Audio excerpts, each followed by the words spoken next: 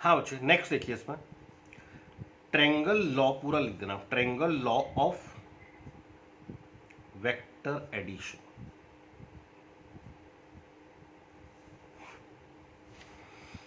According to triangle law of vector addition,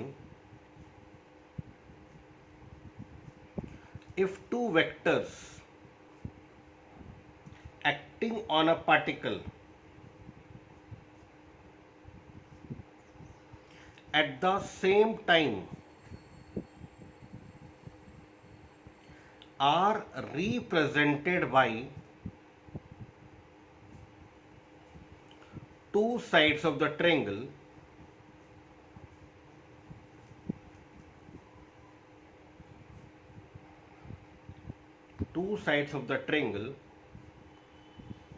taken in same order, then their resultant will be given by third closing side of the triangle taken in opposite order.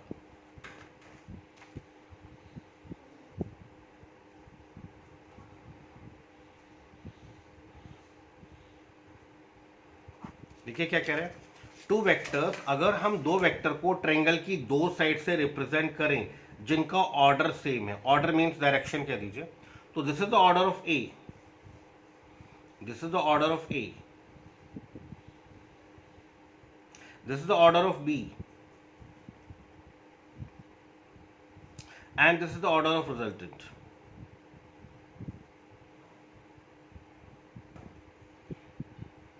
Order कह दीजिए, direction कह दीजिए, तो क्या कहता है, अगर दो वेक्टर अगर दो वेक्टर ट्रायंगल की दो साइड से रिप्रेजेंट होते हैं जिनका order same, this is the order of A, this is the order of B, तो अगर दो वेक्टर ट्रायंगल की दो साइड से रिप्रेजेंट होते हैं जिनका ऑर्डर सेम है, तो उनका रिजल्टेंट, ये एरो देखना है बच्चे आपको, ये एरो था ए का, this was the arrow of A, this was the arrow of B, then there resultant is given by the closing side, ये क्लोजिंग साइड हो गई, ये एरो है रिजल्टेंट का, तो resultant is given by the closing side of the triangle taken in opposite order, तो उनका resultant triangle की क्लोजिंग साइड से मिलता है जिसका ऑर्डर इन दोनों के अपोजिट होता है। This is the order of A, this is the order of B, and this is the order of resultant.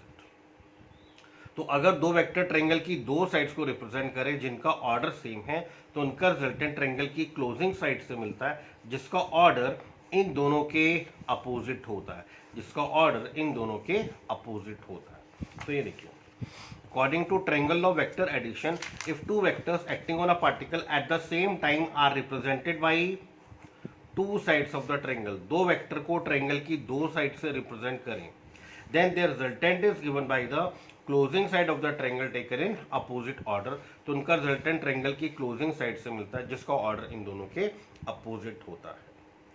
What does it exactly means, इसका एग्जैक्ट मीनिंग क्या है, थोड़ा सा समझना मुझे, 5 मिनट दीजिए सिर्फ मुझे। ट्रायंगल लॉ आप लिख लेंगे, थोड़ा सा आपको समझ भी आ जाएगा, आप हाँ भी बोल देंगे, बट एग्जैक्टली मीनिंग क्या है, इसका ओरिजिन हुआ क्यों। इसमें आपने लिखा if two vectors acting on a particle, where is that particle, वो पार्टिकल कहाँ पे था, तो आपके पास ये एक पार्टिकल, एक ऑब्जेक्ट है, इस ऑब्जेक्ट पे एक फोर्स लगा इस तरफ, the value of applied force is suppose 6 Newton, तो एक फोर्स इस तरफ लगा, फोर्स की वैल्यू कितनी थी, सपोज 6 न्यूटन, एक फोर्स इस तरफ लगा, फोर्स की वैल्यू कितनी थी, suppose the value of force is 4 Newton. आपसे कहा गया रिजल्टेंट फोर्स फाइंड करो, तो आपके पास कोई फार्मूला नहीं है, आपने सिंपल एक ग्राफ पेपर लिया, उस ग्राफ पेपर पर आपने एक स्ट्रेट लाइन लगाई, आपने कंपास खोला 1 सेंटीमीटर, एंड 1 सेंटीमीटर को आपने बोला 1 न्यूटन, तो आपने बोला 1 centimetre, 2 centimetre, 3 centimetre, 4 centimetre, 5 centimetre, 6 centimetre, तो ये रहा आपका 6 सेंटीमीटर विच इज 6 न्यूटन, ये आपका फर्स्ट वेक्टर। आपने इन दोनों के बीच में एंगल नोट किया, इन दोनों के बीच में एंगल मेजर किया, तो ये एंगल आपको मिला, सपोज कर लीजिए 60 डिग्री, तो आपने यहां से 60 डिग्री प्लॉट किया, और फिर से एक स्ट्रेट लाइन लगा। The second force is 4 Newton, तो this one is 1, this one is 2, this one is 3, this one is 4। ये आपके पास था 4 centimetre, you call this as 4 newton. आपने सिंपल स्केल लिया, इसके टेल को इसके हेड से ज्वाइन कर दिया। This was 1 centimetre, 2 centimetre, 3 centimetre, 4 centimetre, 5 centimetre, 6 centimetre, 7 centimetre, तो ये आपको मिलता है 8.3 centimetre, you can say 8.3 Newton. तो ये आपको रिजल्टेंट फोर्स मिल गया। और एंगल नोट किया, सपोज दिस एंगल, तो दिस एंगल आपको मिला, suppose this angle is comes out to be 30 degree, तो ये 30 डिग्री मिला। तो अगर दो फोर्सेस को, या दो वेक्टर्स कह दीजिए या दो फोर्सेस कह दीजिए, दो वेक्टर्स या दो फोर्सेस, इस ऑब्जेक्ट पे रिजल्टेंट फोर्स कितना लग रहा है 30 डिग्री पर, तो ये रहा 30 डिग्री। और रिजल्टेंट फोर्स है कितना, रिजल्टेंट फोर्स आपको मिल रहा है 8.3 न्यूटन। तो एक्चुअली में इस डायग्राम को देखो, ये एक्चुअली में ट्रायंगल लॉ है। अब इसको देख के लगता नहीं ट्रायंगल लॉ, आप चेक करना, ये फर्स्ट फोर्स है, आप टिप चेक करना है इसमें, ये फर्स्ट फोर्स है, ये वाला magnitude same, direction same 6 Newton. ये सेकेंड फोर्स है, डायरेक्शन सेम 60 डिग्री, ये सेकेंड फोर्स है 60 डिग्री। और ये रहा थर्ड फोर्स 30 डिग्री पर, ये रहा थर्ड फोर्स।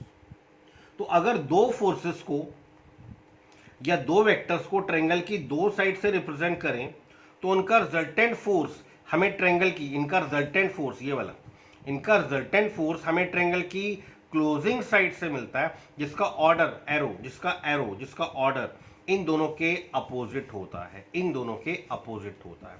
आपको ना तो आप वेक्टर में मैग्नीट्यूड चेंज कर पाएंगे, ना ही डायरेक्शन चेंज कर पाएंगे। ये आपके पास 6 का 6 ही रहेगा और एरो भी इधर ही रहेगा।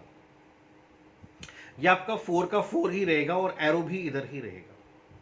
ये आपका एरो इधर ही रहेगा और 8.3 और डायरेक्शन भी 30 डिग्री दिख रही है। तो अगर दो फोर्सेस को, ये फर्स्ट फोर्स, ये सेकेंड फोर्स, तो अगर दो फोर्सेस को हम ट्रायंगल की दो साइड से रिप्रेजेंट करें, तो उनका जो रिजल्टेंट फोर्स है वो ट्रायंगल की क्लोजिंग साइड प्रोवाइड करती है। तो this is actually triangle law, ये याद रखना, नोट कीजिए बच्चे।